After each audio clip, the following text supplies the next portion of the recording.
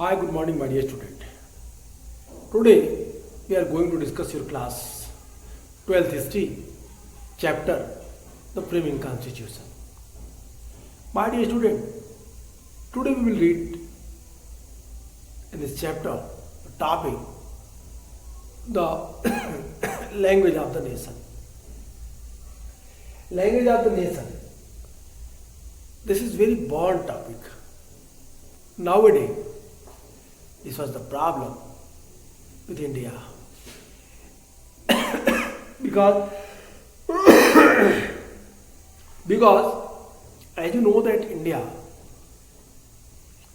there are the various states in north to south, east to west, various type of people, their customs, their culture, their traditions, their thoughts, their faith, their belief, their extreme practices, everything different.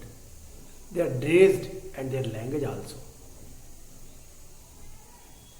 If you minutely observe about the condition of India, then you will find out that the southern part of India, in Kerala, the language which is used by their peoples, that is Malayalam. Neighbor state Tamil Nadu, where their main language, that is Tamil. In Karnataka, where language is Kannada. In Andhra Pradesh, same language. Odisha, they uses Udiya. Bangladesh or Bengal, Pasim Bengal, they uses Bangla.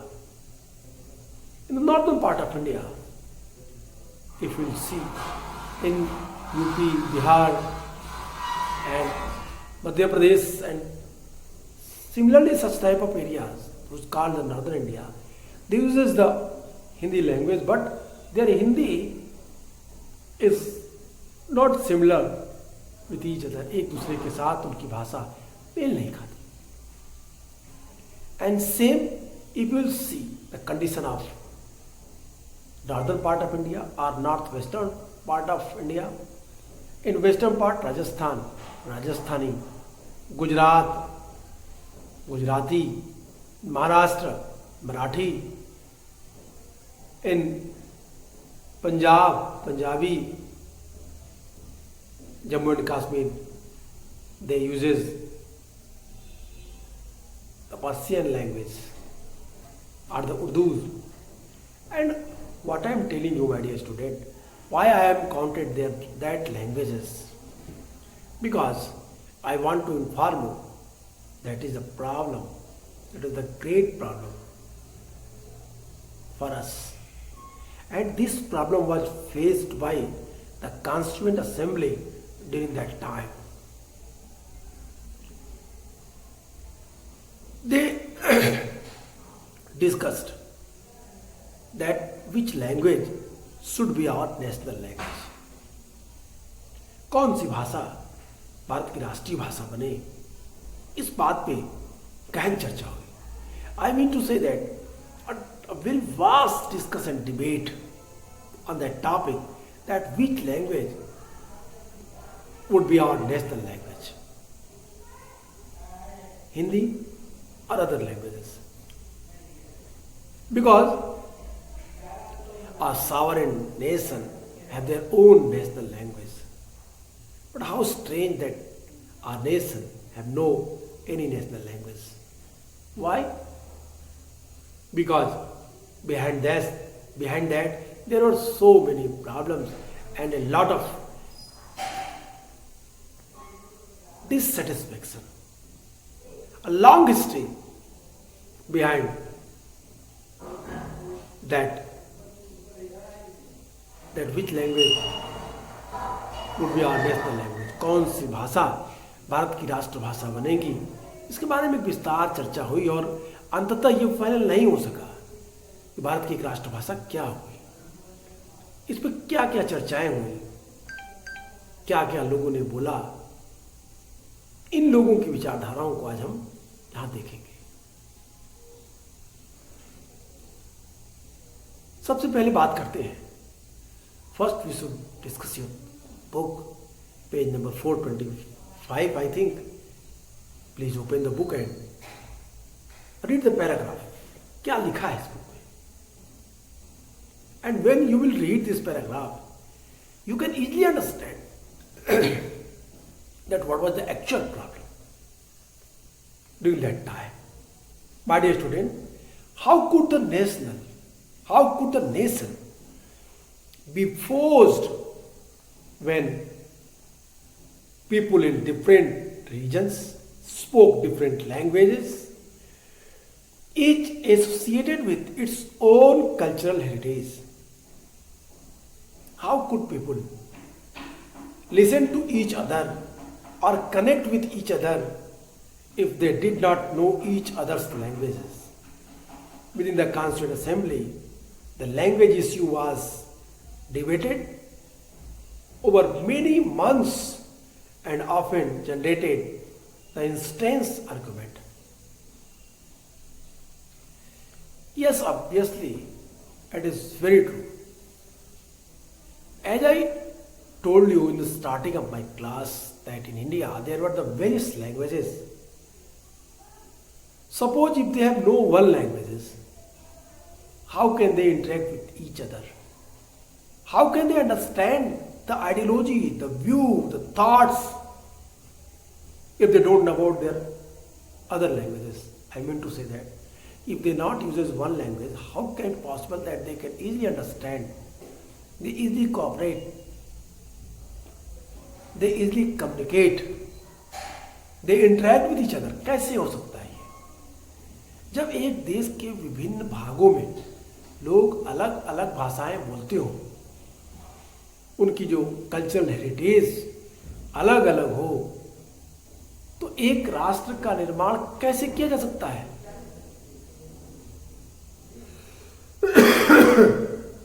कैसे लोग एक दूसरे की बात सुन सकते हैं या एक दूसरे से जुड़ सकते हैं जबकि वे एक दूसरे की भाषा नहीं समझ पाते? कॉन्स्टिट्यूएंट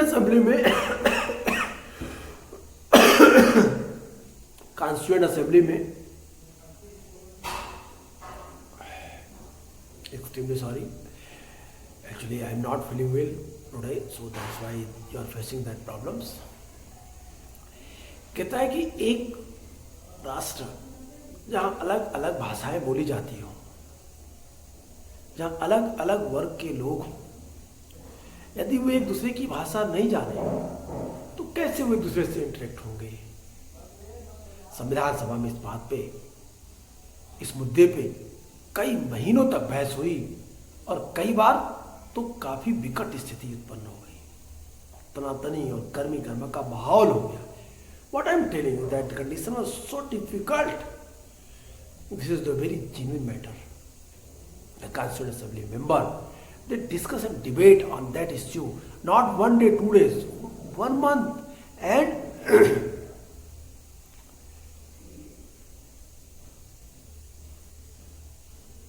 एक महीने से भी ज्यादा. Sometimes उनकी जो डिस्कशन और डिबेट थे within the Constituent Assembly, the language issue was debated over many months and often generated the intense argument. By the 1930s, the Congress had accepted that Hindustani ought to be the national language. Mahatma Gandhi felt that everyone should speak in a language that common people could easily understand. Hindustani, a blend of Hindi and Urdu, was a popular language of a large section of the people of India. And it was composite language enriched by the interactions of the diverse culture.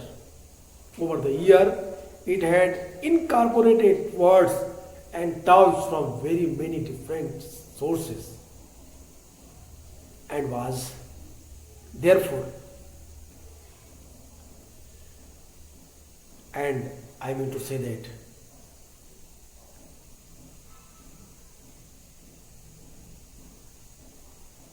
Over the year, it had incorporated words and terms from very many different sources and was therefore understood by people from various regions. This multicultural language, Mahatma Gandhi thought would be the ideal language of the communication between diverse communities. It could unifying Hindu and Muslims and people of the north and south. No doubt, to understand that was the major problem of India during that time. That on the basis of religion and on the basis of north and south, language was totally different. भाषा के आधार पे ये बड़ा विभाजन दिखाई देता है, और ये जो विभाजन दिखता है, ये विभाजन कहीं न कहीं लोगों के मन में ये भय उत्पन्न करने के लिए कर रहा था कि यदि उनकी भाषा को इग्नोर किया गया और राष्ट्रीय भाषा कोई और भाषा बनी तो उनकी स्थिति देश में दोयम दर्जे की हो जाएगी, कमजोर हो जाएगी। महात्मा गांधी इसके बारे में क्या सोचते थे? What Mahatma Gandhi feeled? महात्मा गांधी 30 के दशक में 1930s के डिकेड्स में कांग्रेस ने भी ये मान लिया कि हिंदुस्तानियों को, हिंदुस्तानी भारतीयों को राष्ट्रीय भाषा का दर्जा, हिंदुस्तानी को राष्ट्रीय भाषा का दर्जा दी जाए। ये हिंदुस्तानी भाषा का क्या मतलब था? What is the meaning of Hindustani language? अभी हिंदुस्तानी लैंग्वेज को डिफाइन करते हुए महात्मा गांधी कहते हैं कि हर एक को एक ऐसी भाषा बोलनी चाहिए जिसे लोग आसानी से समझ सकें। हिंदी और उर्दू के मेल से बनी हुई हिंदुस्तानी भारतीय जनता के बहुत बड़े हिस्से की भाषा थी।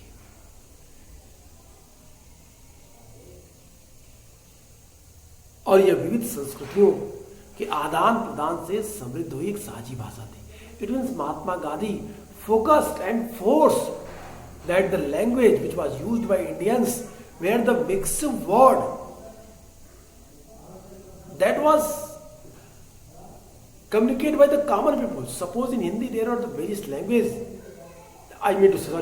the various word which was accepted by the other languages. Like pani. Pani is not the Hindi word. Like Hindi also, Hindu also. It is not the Hindi word. Almira, ananas, नाशपाती, कैंची, जनाब, कितने सारे नाम word हैं। इनको यदि आप समझेंगे तो ये एक शब्द हिंदी के नहीं है। बेगम, ये दूसरी भाषा से लिए गए शब्द हैं। महात्मा गांधी कहते हैं कि जो हिंदुस्तानी भाषा होगी उसमें इन सारे शब्दों का समावेशन किया जाएगा। हिंदुस्तानी, इसमें कई सारे भाषा के शब्दों का इस्तेमाल किया जाता है। भारतीय जनता के बहुत बड़े हिस्से में इस भाषा का प्रयोग किया जाता है, जो विविध संस्कृतियों के इंटरेक्शन से एक प्रॉस्परस लैंग्वेज के रूप में कन्वर्ट हुई है। देश के लिए एक ऐसी भाषा होनी चाहिए। जैसे जैसे समय बीता, बहुत तरह के स्रोत से नए नए शब्द और अर्थ इसमें समाते गए, नए नए शब्द आते गए, नए नए वर्ड इस लैंग्वेज को मिलते गए, हिंदुस्तानी भाषा को मिलते गए। According to time, the various word from the different languages, this was accepted by Hindustani language. That is emphasized by Mr. Gandhi, that it is the very specific quality of Hindustani language, that if you minutely observe these languages and their words, it belongs to the various languages. कई सारी भाषाओं से जुड़े हुए मिलेंगे आपको। सामान्य भाषा में हम बात करते हैं, छोटी छोटी बातों। हिंदी में, अगर आप हिंदी में आप nowadays if you will mindfully observe about your language which you are speaking, आप उन शब्दों को बोलेंगे जिसको आप नॉर्मली भाषा में बात कर रहे हैं, उन शब्दों को देखिए, एक भाषा के शब्द का इस्तेमाल आप नहीं करते. You are not using the only one language, Hindi language is what? Using the hodgepodge languages, the some word, they come from Arabic, they come from Farsi, they come from Urdu, they come from Sanskrit, they come from Hindi, they come from French, they come from English. कई सारी भाषाओं से आए हुए शब्दों का प्रयोग आप करते हैं. ऐसी भाषा को महात्मा गांधी ने क्या कहा? हिंदुस्तानी भाषा का. महात्मा गांधी को लगता था कि यह बहुसांस्कृतिक भाषा विविध समुदायों के बीच संचार की आदर्श भाषा हो सकती है. वह हिंदुओं और मुसलमानों को, उत्तर और दक्षिण को जोड़ने का महत्वपूर्ण रोल निभा सकती है. लेकिन 19th सेंचुरी के लास्ट टिकट तक आते आते आखिरी में एक भाषा के रूप में हिंदुस्तानी धीरे धीरे बदल रही थी. हिंदुस्तानी लैंग्वेज चेंज हो रहा था. जैसे जैसे सांप्रदायिक टकराव गहरे होते जा रहे थे, हिंदी और उर्दू एक दूसरे से दूर होती जा रही थी. एक तरफ तो फारसी और अरबी मूल के सारे शब्दों को हटाकर हिंदी को संस्कृत निष्ठ बनाने की कोशिश की जा रही थी, तो दूसरी तरफ उर्दू लगातार फारसी के नजदीक होती जा रही थी. नतीजा ये हुआ कि भाषा भी अपने धार्मिकता के आधार पर पहचाने जाने लगी. एक धार्मिक वर्ग के लोग एक स्पेसिफिक लैंग्वेज बोलने लगे और फिर ये धार्मिक पहचान की राजनीति का हिस्सा बन गई. लेकिन हिंदुस्तानी के साझा चरित्र में महात्मा गांधी की आस्था भी कम नहीं हुई थी. What I am telling you, try to understand, my dear student. This is very clear cut, which I want to inform you that the language, they can change their what structures during the partition. Because partition time, our nation divided into two parts, India and Pakistan, behalf of religion.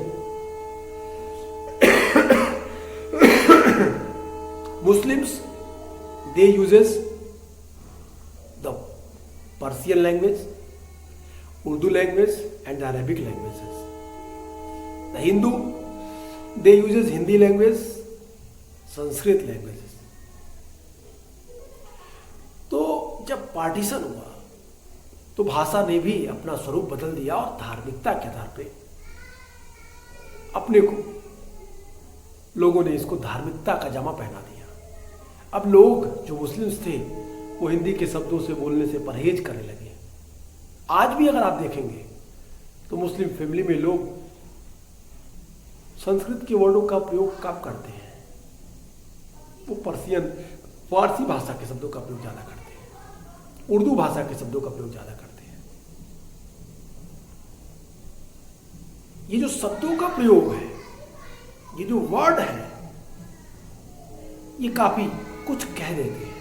ठीक ऐसे हिंदू वो Arabic language की भाषा को ignore करने लगे. अब यहीं से एक विवाद उत्पन्न हुआ. महात्मा गांधी क्या सोचते थे कि भारत की भाषा कैसी होनी चाहिए. अगर आप अपने बुक का सोर्स 10 पढ़ें तो वहां पे आपको महात्मा गांधी की विचार, आइडियोलॉजी मिलेगी जो उन्होंने नेशनल लैंग्वेज के लिए बोला.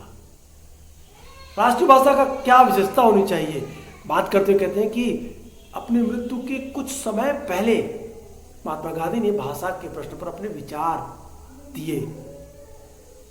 महात्मा गांधी ने कहा कि भारत की राष्ट्रभाषा हिंदुस्तानी, न तो संस्कृत निष्ठ हिंदी होनी चाहिए, इट मीन्स उसमें ज्यादा से ज्यादा शब्द संस्कृत के ना हो, और न ही फारसी निष्ठ उर्दू होना चाहिए, न ही उसमें ज्यादा से ज्यादा फारसी भाषा के शब्द हों.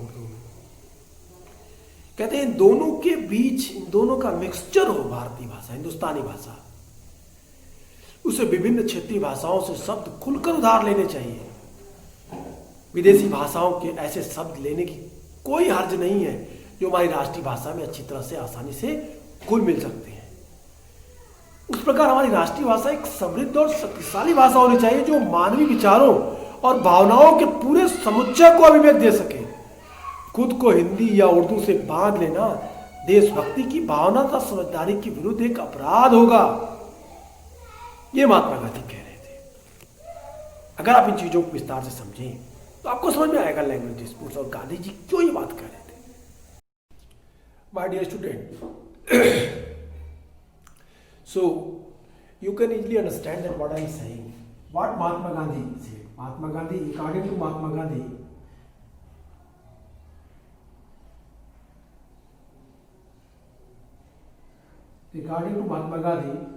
national language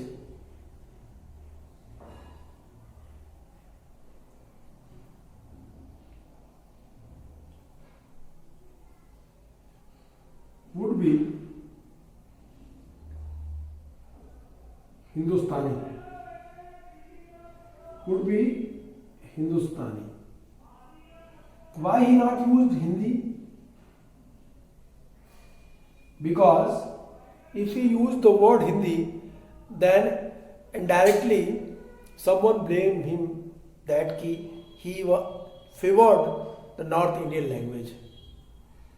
And Mahatma Gandhi believed that without the integration of the Persian language and the and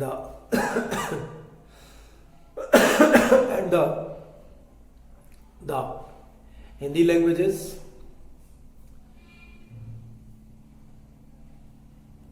we cannot say that it would be structured as a national language. मतलब भारत की एक जो राष्ट्रभाषा होगी वो भाषा हिंदुस्तानी होगी, ये हिंदुस्तानी लैंग्वेज होगी, न कि हिंदी होगी। हिंदुस्तानी लैंग्वेज उन्होंने दो पार्ट में बांटा। उन्होंने कहा कि कैसी भाषा होनी चाहिए जिसमें ज़्यादा से ज़्यादा वर्ड जो वो किस भाषा के हों, कहते हैं कि वो इसमें हिंदी के हो और इसमें उर्दू के हो। हिंदी में क्या नहीं होना चाहिए, तो कहते हैं कि संस्कृत निष्ठ हिंदी नहीं होनी चाहिए। संस्कृत जैसी अगर संस्कृत को और उर्दू में क्या पर्सियन, फारसी निष्ठ उर्दू नहीं होनी चाहिए। मेरे कहने का सेंस इतना ही है डियर फ्रेंड्स, अगर आप इसको ऐसे समझिए, मैं इसको समझाता हूँ। It is very easy to understand that Mahatma Gandhi favoured that the Indian language should be Hindustani, in which the mainly word which is taken from both language Hindi and Urdu.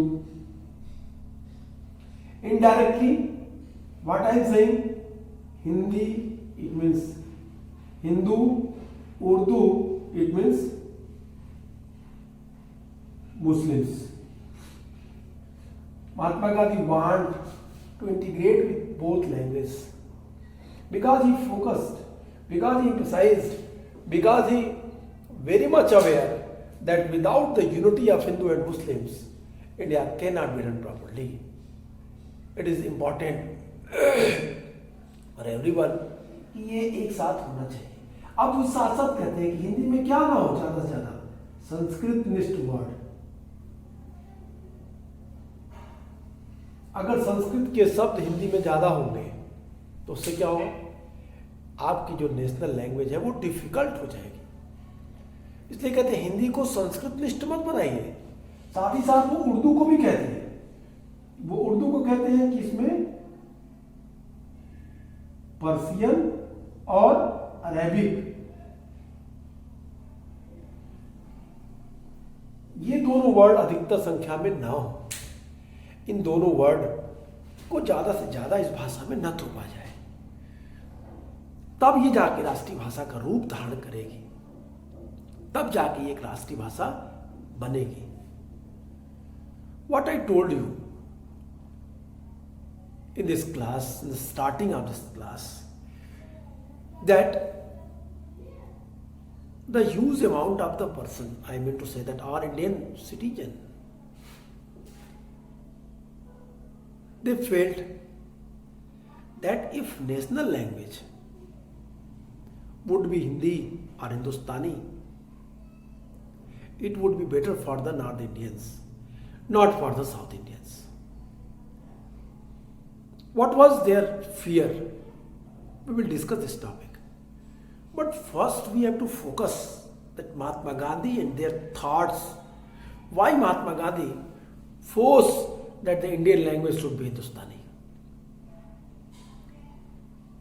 Because that was the medium, एक माध्यम था जिसके द्वारा आप ये सिद्ध कर सकते थे, ये बना सकते थे कि भारत के लोग एक साथ यूनाइट होकर के एक भाषा में बात करेंगे।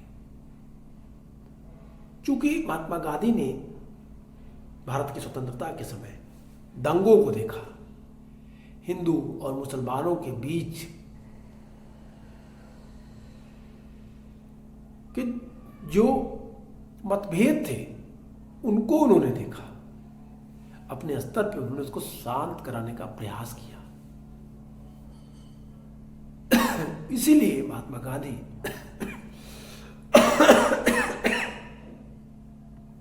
Sorry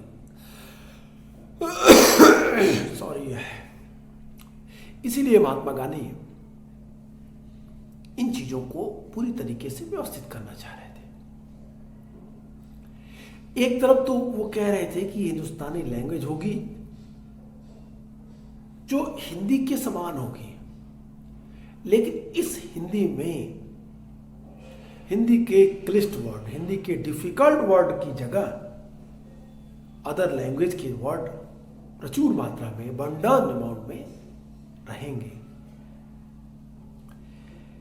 Mahatma Gandhi not only force that in Hindustani language कि संस्कृत निष्ठ लैंग्वेज नहीं होनी चाहिए, पर्शियन निष्ठ लैंग्वेज नहीं होनी चाहिए, बल्कि वो ये भी कहते हैं कि हिंदुस्तानी लैंग्वेज और क्या हो, कहते हैं कि फॉरेन लैंग्वेज के वर्ड भी होने चाहिए। फॉरेन लैंग्वेज के वर्ड जैसे फ्रेंच, जैसे इंग्लिश, जैसे डच,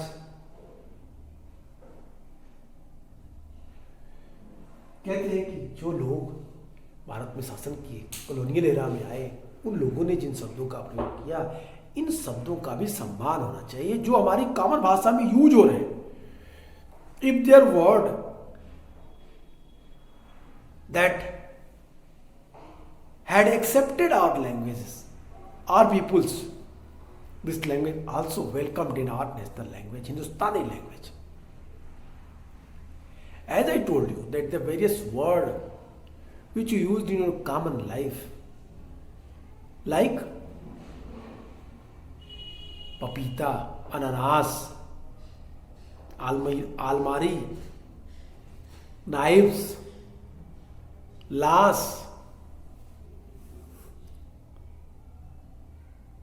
कैंची, फरमान, पानी, कहाँ की है ये शब्द?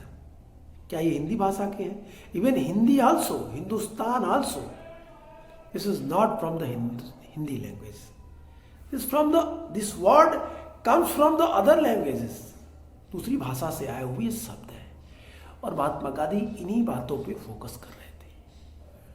महात्मा गांधी इन्हीं बातों पे बल दे रहे थे कि ये चीजें भारतीय भाषा में समाहित होनी चाहिए और तब जाके हमारी एक राष्ट्रभाषा बनेगी, तब जाके हमारा एक नेशन मजबूत होगा। महात्मा गांधी अगर आप सोर्स 10 को देखेंगे तो कहते हैं the Hindustani should be neither Sanskritized Hindi nor Persianized Urdu, but a happy combination of both. It should also freely admit word wherever necessary from the different regional language and also assimilate word from the foreign language. provided that they can mix well and easily with our national language. Mahatma Gandhi also clear that कि जो foreign language के साथ साथ जो regional language के शब्द हैं, अगर वो भी हमारी भाषा में हैं तो उन्हें भी इस भाषा में महत्वपूर्ण जगह मिलनी चाहिए. Thus our national language must develop into a rich and powerful instruments capable of expressing the whole gamut of human thought and feelings. To confine oneself to Hindi or Urdu would be a crime against intelligence and the spirit of artisan. This speech given by Mr. M.K. Gandhi in their General's Harijan Sevak 12 अक्टूबर 1947, 12 अक्टूबर 1947 को ये बातें गांधी जी ने अपने पत्र हरिजन सेवक संघ में कही. उन्होंने कहा कि भारतीय भाषा में स्थानीय जो लोकल स्टेट से स्थानीय रीजनल लैंग्वेजेस के शब्द, विदेशी भाषा के शब्द, उर्दू के शब्द, हिंदी के शब्द सबको मिक्स करके एक भाषा बनाए और ऐसी भाषा जो बोली जाएगी वो एक राष्ट्रीय भाषा के रूप में. तो ये चीजें गांधी कह रहे थे. आज के लिए इतना ही. फिर इसके बाद हम आगे बढ़ेंगे कि लोगों ने हिंदी के लिए किस तरीके से, हिंदी भाषा के लिए किस तरीके से लोगों ने अपनी बात रखी, किस तरीके से अपील फॉर हिंदी, हिंदी के लिए अपील किया. We will discuss this topic in next video. Goodbye and take care.